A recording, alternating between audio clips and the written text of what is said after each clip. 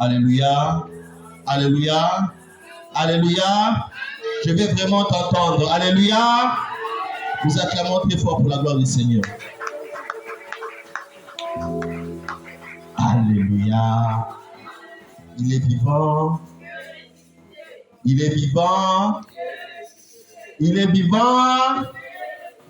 Qui? Nous acclamons très fort pour la gloire du Seigneur.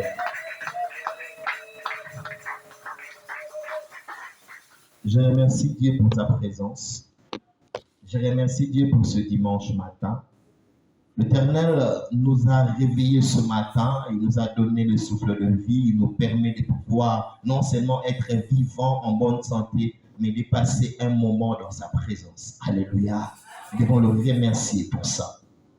Je remercie également l'homme de Dieu, le pasteur Jacques, qui me permet de pouvoir partager de la part du Seigneur avec vous ce matin.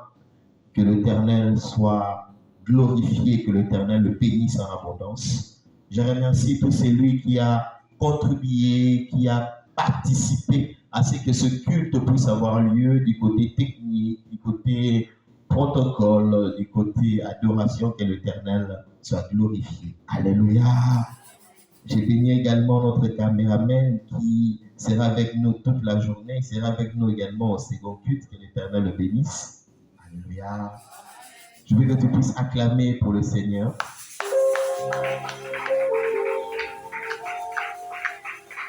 Nous sommes en plein mois de la restauration. Notre thème central de ce mois, c'est la restauration. Alléluia. Aujourd'hui également, nous allons parler de la restauration. Notre thème de ce matin, c'est l'heure de la restauration. L'heure de la restauration. Permets-moi déjà de te dire que l'Éternel a préparé pour chacun de ses enfants l'heure de visitation, l'heure de restauration. Alléluia. Quelle que soit la réalité auquel tu es confronté, quelles que soient les années auxquelles tu es confronté à ton problème, quelles que soient les années pendant lesquelles ta situation a persisté, permets-moi de te dire que l'Éternel a préparé pour chacun d'entre nous l'heure, le moment de la visitation, le moment de la restauration.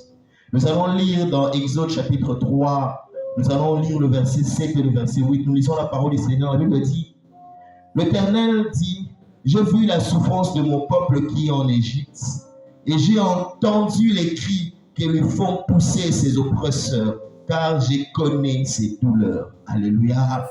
Car je connais ses douleurs. Car je connais ses douleurs. Verset 8, je suis descendu pour les délivrer de la main des Égyptiens, pour les faire monter de ces pays dans un bon et vaste pays, dans un pays où coule le lait et le miel, dans le lieu qu'habitent les Cananéens, les Hétiens, les Amoréens, les Phérésiens, les Héviens et les Léviciens. Ici, c'est l'Éternel qui parle à Moïse. Il dit à Moïse qu'il connaît la souffrance de son peuple. Alléluia. Il connaît la souffrance de son peuple. Il a vu la souffrance de ses enfants. Pendant des années, les enfants d'Israël ont été persécutés. Pendant des années, les enfants d'Israël ont été traumatisés. On les a affligés, on les a accablés des travaux pénibles. On les a accablés des situations difficiles, jusqu'à aller à mettre à mort des premiers-nés, les enfants, les fils. Tout mal qui naissait en Israël était mis à mort. Alléluia. Ils priaient, ils intercédaient, ils imploraient Dieu, rien ne changeait. Des années et des années durant. Mais l'Éternel avait vu. Alléluia. L'Éternel voyait. L'Éternel savait. Et il s'était décidé en ce moment-là de se lever pour venir changer la situation. Le silence de Dieu ne dit pas qu'il ne voit pas. Le silence de Dieu ne dit pas qu'il n'attend pas. Le silence de Dieu, il ne dit pas qu'il est absent. Alléluia. Nous allons lire également dans Psaume chapitre 102, le verset 13. La Bible dit, tu te lèveras, tu auras pitié des Sion, car le temps d'avoir pitié d'elle, le temps fixé est à son terme. Alléluia. Car le temps d'avoir pitié d'elle, le temps fixé est à son terme. C'était arrivé le moment que Dieu devait visiter Israël.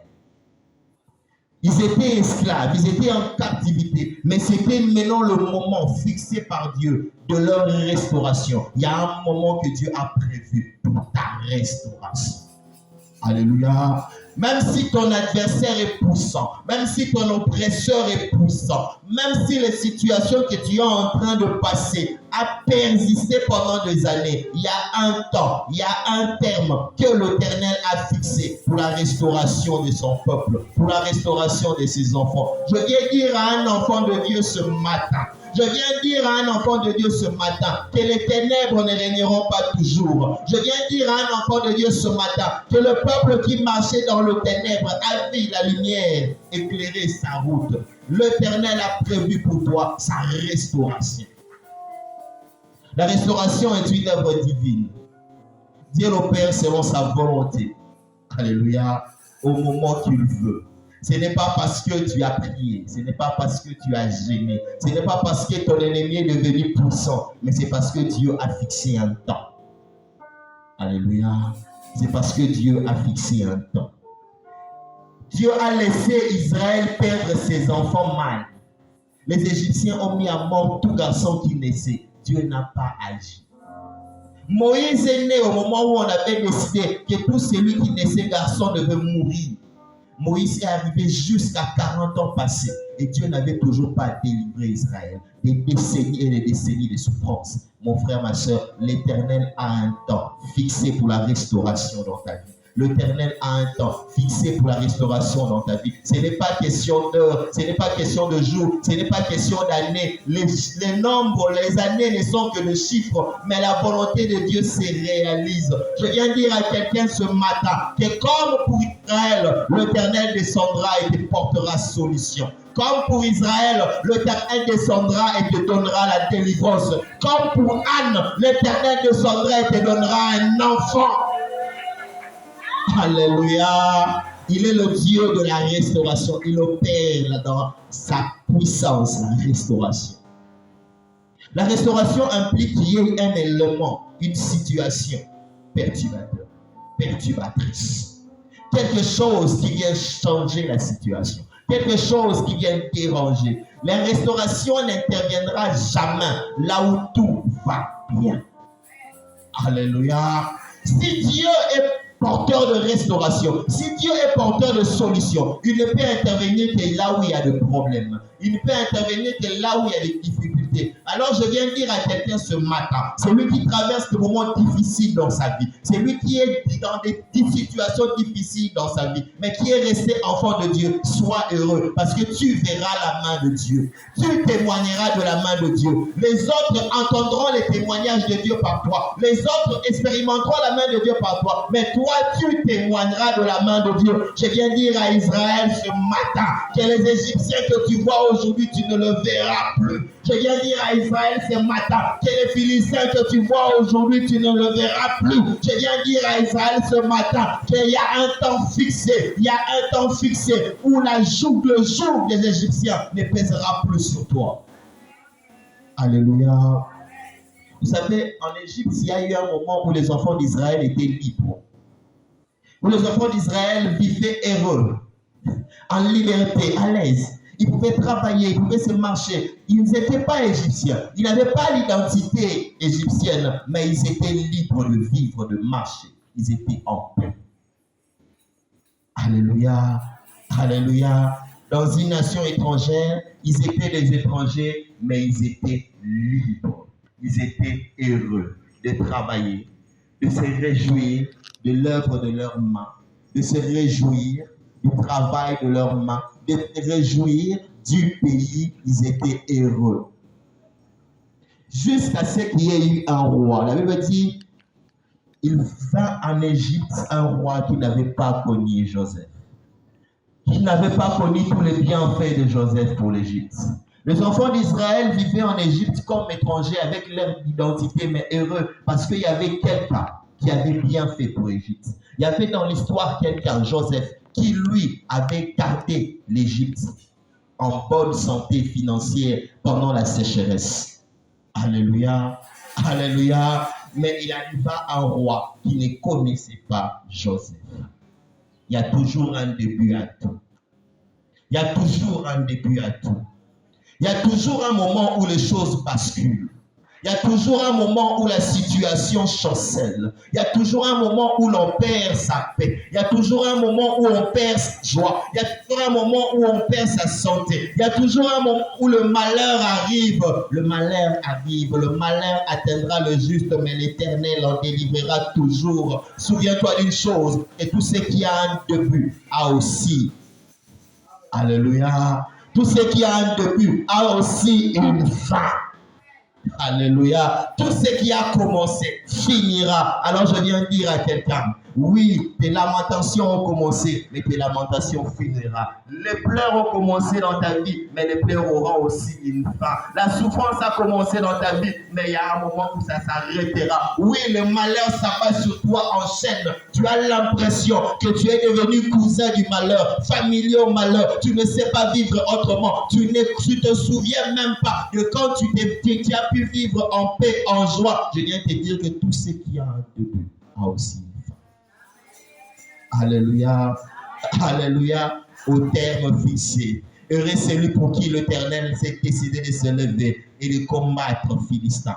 Heureux celui pour qui l'Éternel s'est décidé de se lever et combattre ses adversaires. Heureux celui qui s'accroche à Dieu, parce que l'Éternel est celui qui ne perd pas. Dans le combat, il ne perd pas. Alléluia. On l'appelle l'Éternel des armées. On l'appelle Yamapinga. Abunda pe alonga. Alléluia. Et si tu es en lui, quelle que soit la taille de tes combats, quelle que soit la taille de tes adversaires, quelle que soit la taille de l'oppression, tu es sûr d'une chose, que tu es plus que victorieux. Tu es plus que victorieux. Alléluia. Alléluia. Alléluia. Je suis plus que victorieux par celui qui m'a aimé. Les pleurs ont commencé dans ta vie, les pleurs ont perduré dans ta vie. Mais je viens dire à quelqu'un, tout ce qui a un début a aussi. Il y a un moment où le pleur doit finir. Alléluia. La souffrance est éternisée dans ta vie, mais tout ce qui a un commencement a aussi une fin. La souffrance va finir. Les lamentations de ta vie ont semblé ne pas avoir de fin. Tu te posais la question de savoir, Seigneur, pourquoi toujours moi? Pourquoi toujours moi? Je suis ton fils, je suis ta fille. Pourquoi je dois voir les autres avancer? Pourquoi je dois voir les autres dans la joie? Pourquoi est-ce que tout ce que j'entreprends n'avance pas? Pourquoi est-ce que mes enfants, tu ne fais que te lamenter? Je viens te dire que même les lamentations de Jérémie a une fin. Même les lamentations de Jérémie est si là. Alléluia. Il n'y a qu'une seule personne qui a écrit des lamentations de la Bible. Même ces lamentations-là ont eu une fin. Tes lamentations aussi auront une fin. Alléluia. Au terme fixé, il se lèvera. Il se lèvera pour changer la situation de son peuple. Il se lèvera pour changer la situation de ses enfants. Les enfants d'Israël en Égypte ont gardé confiance en Dieu. Malgré les persécutions, malgré la méchanceté, malgré les condamnations, malgré le fouet, malgré les travaux pénibles, ils ont gardé confiance en Dieu. Malgré qu'ils priaient et que la situation difficile empirait, ils ont gardé confiance en Dieu. Malgré qu'ils gênaient et que rien ne changeait, ils ont gardé confiance en Dieu. Malgré qu'ils allaient aux prières, ils allaient à la montagne et rien ne changeait, ils ont gardé confiance en Dieu. Malgré qu'ils voyaient leur âge avancer et la mort s'approcher et que rien ne changeait, ils ont gardé confiance en Dieu. Alléluia. La Bible dit, j'ai entendu les pleurs de mon peuple. Ils ont continué à implorer Dieu. Ils ont imploré Dieu là où ils savaient que leur force ne suffisait pas. Alléluia. Alléluia. C'est lui qui a confiance en Dieu, c'est garder son espoir en l'Éternel. C'est lui qui a confiance en Dieu, c'est garder sa confiance en l'Éternel, même si la persécution empire, même si les situations empirent. Il sait une chose, qui est la seule personne auprès de qui il peut implorer, la seule personne auprès de qui il peut aller intercéder, c'est l'Éternel. Nous autres, nous n'allons pas nous plaindre auprès des hommes. Nous autres, nous ne cherchons pas des hommes pour poser nos problèmes. Nous autres, nous n'allons pas exposer nos difficultés auprès des hommes parce que nous savons que quand la force ne suffit pas, c'est auprès de l'Éternel qu'il faut implorer. Quand les relations ne suffisent pas, c'est auprès de l'Éternel qu'il faut implorer. Alléluia, alléluia. Là où les diplômes ne suffisent pas, là où les diplômes ne valent rien, c'est auprès de l'Éternel qu'il faut implorer. Parce que lui, il sait porter des solutions impossibles aux hommes. Parce que lui, il sait ouvrir des portes impossibles et insoupçonnées aux hommes. Là où l'homme n'a pas pu, l'Éternel peut. Alors implore Dieu. Et implore-le jusqu'à l'exaucement. Alléluia. Israël n'est pas allé adorer les dieux de statues. Israël n'est pas allé adorer les dieux de pierre. Ils sont restés à implorer leur Dieu jusqu'à l'exaucement. Jusqu'à ce que Dieu s'est décidé de descendre et d'envoyer quelqu'un. Je viens dire à quelqu'un ce matin que Moïse est en route. Alléluia. Je viens dire à quelqu'un ce matin que Moïse est en route. Je viens te dire ce matin que ton Moïse est en route. C'est lui qui va ouvrir les eaux pour que tu traverses. Je viens dire à quelqu'un ce matin que ton Moïse est en route. C'est lui qui va frapper tes adversaires des 10 plaies. Je viens dire à quelqu'un ce matin que la délivrance que tu attends est en route parce que l'Éternel est celui qui ne ment jamais. Alléluia.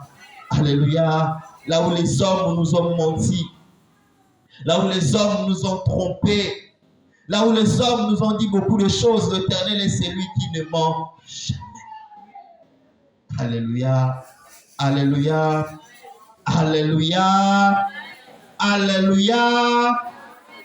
Là où les hommes ont choisi de se liguer contre nous, de se lever et de devenir de méchants, des tyrans pour nous servir, l'Éternel est celui qui ne ment jamais.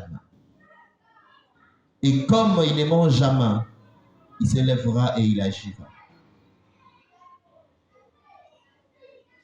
Ecclésiaste 3, chapitre 3, verset 17. La Bible dit, j'ai dit en mon cœur, Dieu jugera les justes et les méchants, car il y a un temps pour toutes choses et pour toute œuvre. Alléluia. Alléluia. Il est très important de garder ça en esprit. Que là où il y a les justes, il y a toujours les méchants. Alléluia. Il y a un temps pour toutes choses. Il y a un temps pour plairer, il y a un temps pour se réjouir, il y a un temps pour fêter, il y a un temps pour aller au deuil, il y a un temps pour les lamentations, il y a aussi un temps pour la consolation. Nous sommes en plein mois de restauration. Nous sommes sûrs que nous allons vivre la consolation de Dieu. Au début de cette semaine, j'étais au bureau pendant ma pause et je vois en vision l'Éternel essuyer les larmes d'une personne. C'était sans débat. J'avais compris que c'était le moment de la consolation. Et je priais Dieu, Seigneur, que ce soit moi. Même si ce visage-là n'était pas moi, Seigneur, mais que ce soit moi. Il y a un temps de consolation que l'Éternel va faire entrer son peuple. Ce n'est pas pour rien que l'homme de Dieu nous a mis dans ce programme de mois de restauration. Parce que l'Éternel va restaurer. Mais attention, Dieu jugera le juste et le méchant. Israël a continué à implorer son Dieu. Malgré la persécution, malgré la souffrance. Mais combien sont ceux qui se sont pervertis? Combien sont ceux qui sont tombés? Laisse-moi te dire que si le diable utilise la souffrance dans la vie des enfants de Dieu, c'est parce qu'il sait que naturellement parlant, l'homme ne supporte pas de souffrir. L'homme ne supporte pas les difficultés. Il se pervertit facilement. Alléluia. Devant le combat, devant les difficultés, devant la disette, tu vas tomber. Alléluia. Tous tes amis s'habillent bien, tous tes amis ont des téléphones sophistiqués, tu vas tomber. Tous tes amis travaillent et pour travailler, ils sont devenus homosexuels, pour travailler, ils sont devenus occultistes, pour travailler, ils sont devenus escrocs ou moukala. Tu vas tomber. Alléluia. Alléluia, alléluia. Voilà pourquoi le diable maintient les enfants de Dieu. Voilà pourquoi le diable maintient les hommes, les femmes dans la souffrance, parce qu'il cherche à ce qu'ils tombent. Mais quand l'Éternel s'élève pour restaurer, il restaure les justes. Il restaure ceux qui ne sont pas tombés. Il restaure ceux qui sont restés debout. Alléluia. Ne vous y trompez pas. Nul ne peut tromper Dieu. Chacun récoltera selon ce qu'il a sémé. Tu veux la restauration, tu veux expérimenter la restauration, sois là, obéissant, sois là à vivre la main de Dieu. Même Israël, tous ceux qui ont vu la visitation de Dieu et qui sont sortis de l'Égypte, ont été parmi ceux qui avaient été obéissants, ceux qui ont obéi. Parce que Moïse leur avait dit, prenez l'agneau, tuez l'agneau, prenez le sang, mettez-le sur le linteau, parce que l'ange passera. Il identifiera les gens en fonction du sang. Ceux qui auront le sang sur le linteau, l'ange n'entrera pas. Mais là où il n'y avait pas le sang, l'ange serait entré. Et les moukala, les lèche-potes, ceux qui aiment flatter les maîtres, ceux qui aiment flatter les chefs, peut-être ils avaient dit, si je mets le sang sur le linteau, les Égyptiens vont voir que je suis avec les Israéliens, ils vont encore me faire souffrir. Le roi m'a flattara boss, na ochate. Alléluia. Comme je veux que Pharaon me voie bien, je ne vais pas mettre. Comme je vais vivre bien avec les Égyptiens, je ne mettrai pas. Mais là où il n'y avait pas le sang, le diable et l'ange est entré et a pris les nouveaux-nés. Alléluia. La restauration de Dieu arrive dans ta vie. La restauration de Dieu arrive dans ta maison. Mais tu dois avoir le signe du sang. Garde ta communion avec Dieu. Alléluia. Tu dois avoir le signe du sang. Garde ta communion avec Jésus. Conserve ce que tu as acquis. Ne perds pas la promesse de Dieu dans ta vie à cause d'un péché, à cause d'un sentiment de quelques minutes, à cause juste d'une promotion, à cause d'un téléphone, à cause de quelque chose de futile. Ne perds pas ce que Dieu a mis en toi. Alléluia. Vous savez, la Bible dit, car tous sont péchés et sont privés de la gloire de Dieu. Nous sommes tous pécheurs. Personne ne peut s'élever et dire qu'il est saint. Personne ne peut s'élever et dire qu'il est 3 fois saint. Personne ne peut se lever et ne rien se reprocher. Je me souviens d'une femme qu'on a amenée devant Jésus. La femme avait été attrapée en plein délit d'adultère. On l'a amenée vers Jésus. On a dit à Jésus, il faut la lapider. Il faut la mettre à mort. Jésus a dit une chose, que celui qui n'a pas péché jette la première pierre. Quand il n'y avait plus personne, Christ a dit à la femme, va, moi aussi je ne te condamne pas. L'avantage que nous avons, nous qui sommes en vie, c'est que notre Dieu, c'est lui qui pardonne. Et le pardon de Dieu n'est pas comme le pardon des hommes. L'homme, même s'il pardonne, il se souvient toujours. L'homme, même s'il pardonne, il sait. Parce que oublier, c'est comme s'il avait des pertes de mémoire. Mais Dieu, lui, il oublie. Il a des pertes de mémoire. Il excuse, il pardonne. Alléluia. Je viens dire à quelqu'un ce matin, hier tu étais tombé. Même si ce matin tu étais tombé, l'Éternel est celui qui pardonne. Quand il pardonne, il pardonne. Quand il pardonne, il efface. Quand il pardonne, il oublie. Quand il pardonne, il restaure. Il restaure ta communion avec son enfant. Restaure ta communion avec Dieu. Pour que tu puisses vivre également la visitation. Tu sais, quand Israël est sorti de l'Égypte, ils ne sont pas sortis seuls. Il y a eu des Égyptiens, il y a eu des étrangers qui sont sortis avec eux. Alléluia. Quand Israël est sorti de l'Égypte, il y a des personnes qui n'étaient pas de la nation d'Israël qui les ont accompagnés. Pourquoi? Parce qu'ils ont dit, si eux ont pu sortir, si eux ont pu se sauver, sauvons-nous. Ils ont fait alliance avec ceux qui sortaient. Ils ont dit, je me raccroche à lui, je pars. Alléluia. Si ce n'est que pour toi, si ce n'est que pour moi, je ne serai pas sauvé. Mais comme c'est pour Jésus, je m'accroche à Jésus et je pars. Alléluia. Si ce n'est que pour mes parents, je ne serai pas sauvé. Mais comme c'est pour Jésus, je m'accroche à Jésus et je pars. Si ce n'est que pour mes actions, pour mon passé, je ne serai pas sauvé. Mais comme c'est pour le Christ, je m'accroche à lui et je pars. Il a porté le poids de nos péchés. Il a porté le poids de mes péchés. Il a porté le poids de tes péchés. Alléluia. Ce n'est pas défini que les péchés que tu avais commis avant ton baptême. Non. Ce n'est pas dit que les péchés que tu as commis avant de prier. Non. Ce n'est pas dit que c'est les péchés que tu as commis avant de connaître Dieu. Non. Il a porté le poids de tes péchés. Alors je viens dire à quelqu'un qui se sent coupable. Je viens dire à quelqu'un qui se sent fautif. Je viens dire à quelqu'un qui sent le poids d'un péché sur lui. Que l'Éternel t'a pardonné. Alléluia. Que l'Éternel t'a pardonné. Toi aussi, tu es enfant d'Israël.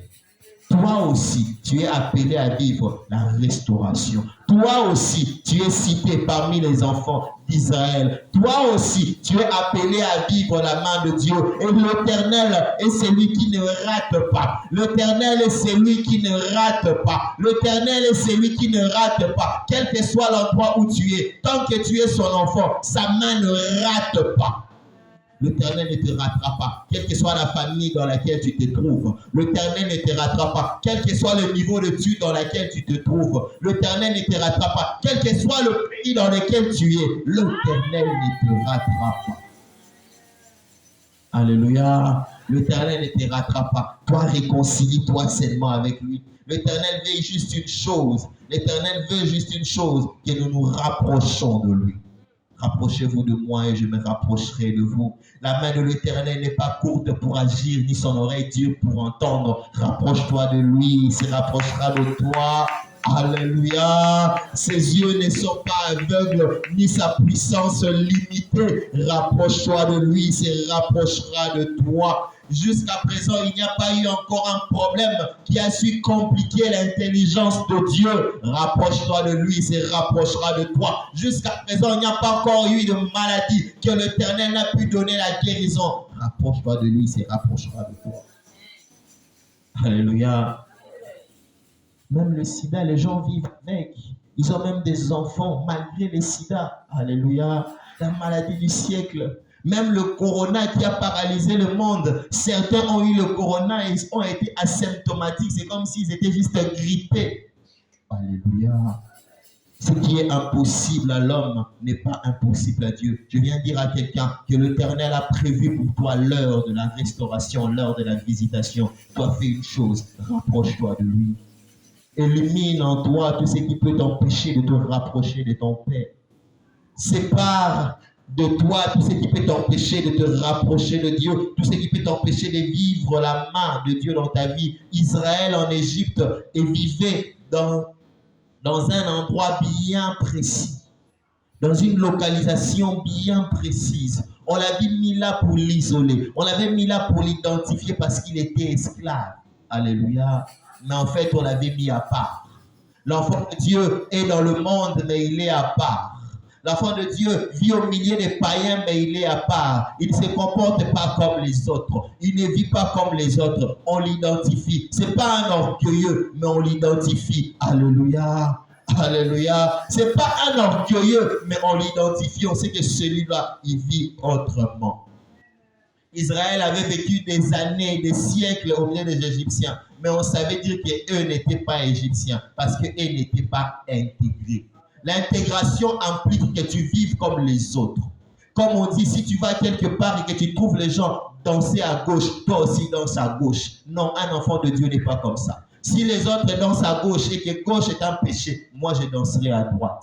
L'enfant de Dieu ne s'intègre pas au mal. L'enfant de Dieu ne s'intègre pas au mal, même s'il doit être persécuté. Même s'il doit être persécuté, l'enfant de Dieu ne s'intègre pas au mal. Regarde Daniel, il a accepté de risquer sa vie, mais il a refusé de manger la viande que Dieu avait interdite. Regarde Shadrach, Meshach, Abednego, ils ont accepté de braver le feu, mais ne pas blasphémer contre Dieu. L'enfant de Dieu ne s'intègre pas au mal. Et ça anime. Alléluia. Je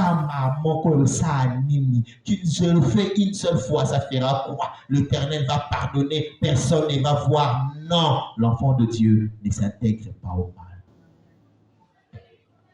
Même si on va dire que tu es humain, même si on va dire que tu rates ta chance, même si on va dire que tu as sauté de vie, l'enfant de Dieu ne s'intègre pas au mal. Même si on va dire que tu rates l'opportunité d'une vie, l'enfant de Dieu ne s'intègre pas au mal. Même si ceux qui sont allés et sont tombés sont plus onctionnés que toi, plus enseignés que toi, plus anciens que toi dans la foi, l'enfant de Dieu ne s'intègre pas au mal. Alléluia. Va à l'université, reste enfant de Dieu. Va au travail, reste enfant de Dieu. Que dans ta vie courante, tu sois enfant de Dieu. Et laisse-moi te dire que la restauration ne te ratera pas. Combien sont morts juste la veille que Moïse ne vienne frapper l'Égypte des 10 plaies parmi les Israéliens. Combien sont morts? Beaucoup. Combien sont morts avant que Israël ne sorte de l'Égypte? Beaucoup. Alléluia. Il est mort juste la veille de la libération. Il est né esclave, il meurt esclave. Après sa mort, les gens sortent. Oui, l'Éternel peut éliminer d'autres personnes. Alléluia. Parce que lui, il jugera et les justes et les méchants. Lui, il connaît les œuvres que nous, on ne connaît pas.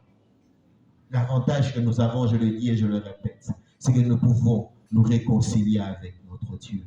Nous pouvons encore nous rapprocher de notre Dieu et nous réconcilier avec lui. Tu as ta tête courbée dans la prière. Tu vas aller prier ton Dieu. Tu vas demander à ton Dieu de te pardonner là où tu es tombé. De te donner la force de ne plus tomber. Tu vois ce péché qui te sépare de lui. La Bible dit, la main de l'Éternel n'est pas courte pour agir, mais ce sont les péchés qui mettent une séparation entre nous et lui. Ce péché qui empêche la restauration de se manifester dans ta vie. Ce péché qui retarde la visitation de Dieu dans ta vie. Que l'Éternel te pardonne et te sépare de ces péchés-là. Tu n'as pas assez de force pour résister à la tentation. Que l'Éternel te donne la force. Tu lèves la voix et tu pries. Alléluia.